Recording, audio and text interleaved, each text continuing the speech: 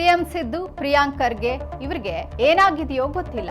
ಸಿದ್ದು ಸರ್ಕಾರ ಆಡಳಿತದಲ್ಲಿ ವಿಫಲವಾಗಿದೆ, ಕಾನೂನು ಸುವ್ಯವಸ್ಥೆ ಹದಗೆಟ್ಟಿದೆ, ರಾಜ್ಯದ ಆರ್ಥಿಕ ಪರಿಸ್ಥಿತಿ ಸರಿ ಇಲ್ಲ, ಗುತ್ತಿಗೆದಾರರಿಗೆ ಬರಬೇಕಾಗಿರುವಂತಹ 33,000 ಕೋಟಿ ಬಿಲ್ ಬಾಕಿ ಇದೆ ಎಂತಿದ್ದಾರೆ. ಇನ್ನು ಅದನ್ನು ಕೊಡೋ ಕೆಲಸ ಕೂಡ ಆಗ್ತಾ ಇಲ್ಲ.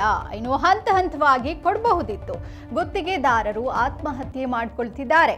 ಸರ್ಕಾರಿ ನೌಕರರಿಗೆ ಸರಿಯಾಗಿ ಸಂಬಳ ಕೂಡ ಕೊಡ್ತಾ ಇಲ್ಲ. ಅವರು ಕೂಡ ಆತ್ಮಹತ್ಯೆಗೆ ಶರಣಾಗ್ತಾ ಇದ್ದಾರೆ. ಇದೊಂದು ಕಡೆ ರೈತರು ಆತ್ಮಹತ್ಯೆ ಮಾಡ್ಕೊಳ್ತಿದ್ದಾರೆ. ಇನ್ನು ರೈತರಿಗೆ ಕೂಡ ಪರಿಹಾರ ಹಣವನ್ನ ಕೊಡ್ತಾ ಇಲ್ಲ. ಇಡೀ ಆಡಳಿತ ಕುಸಿದು ಹೋಗಿದೆ ಅಂತ ಜಗದೀಶ್ ಶೆಟ್ಟರ್ ಪ್ರತಿಕ್ರಿಯಿಸಿದ್ದಾರೆ.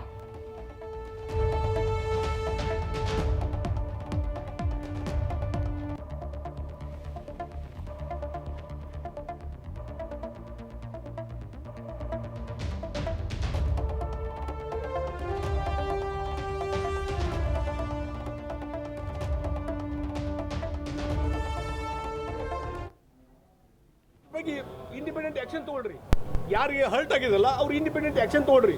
ನಾವು ಈ ರೀತಿ ನೆಪ ಬೇಕು. ಒಂದು ಈಗ ಕನೇರಿ ಶ್ರೀಗಳನ್ನ ಬಿಜಾಪುರ ಜಿಲ್ಲೆಗೆ ಬ್ಯಾನ್ ಮಾಡಿದ್ರು, ನಿರ್ಬಂಧ. ಬಾಗಲಕೋಟೆ ನಿರ್ಬಂಧ. ಯಾಕ್ರಿ?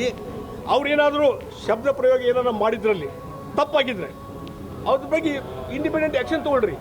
ಯಾರಿಗೆ ಹರ್ಟ್ ಆಗಿದಲ್ಲ ಅವ್ರು ಇಂಡಿಪೆಂಡೆಂಟ್ ಆಕ್ಷನ್ ತಗೊಳ್ರಿ. ನಾವೇನು ಮಾಡೋದಿಲ್ಲ, ಡಿಪೆಂಡ್ ಮಾಡೋದಿಲ್ಲ. ಆದರೆ ಇವತ್ತು ನೀವು ಮಾತಾಡಲಿಕ್ಕೆ ಮತ್ತೊಂದು ವಿಚಾರ ಹೇಳಿಕೂ ಸಹಿತ ಆಸ್ಪದ ಇಲ್ಲ ಅಂತಂದರೆ ಬಹುಶಃ ಇಲ್ಲೇನೊಂದು ತುರ್ತು ಪರಿಸ್ಥಿತಿ ಬಂದದಂತ ಅನಿಸ್ತದೆ. ಕರ್ನಾಟಕದಲ್ಲಿ ತುರ್ತು ಪರಿಸ್ಥಿತಿ ಘೋಷಣೆ ಆಗಿದೆ.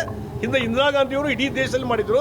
ಈ ಸಿದ್ದರಾಮಯ್ಯನವರು ಅಧಿಕಾರ ಮದದಿಂದ ಅಧಿಕಾರ ಹೆಂಗಾರ ಮಾಡಿ ಉಳಿಸ್ಕೊಂಡು ಹೋಗಬೇಕು. ಡಿ.ಕೆ. ಶಿವಕುಮಾರ್ ಕಾಯಕತ್ತೇನ ನವೆಂಬರ್ದಲ್ಲಿ ಅಧಿಕಾರ ತಗೊಳಕ್ಕೆ.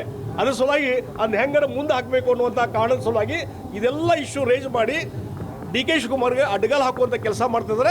ಅದರಿಂದ ಅವರು ಹಾಳಾಗ್ತಾರೆ.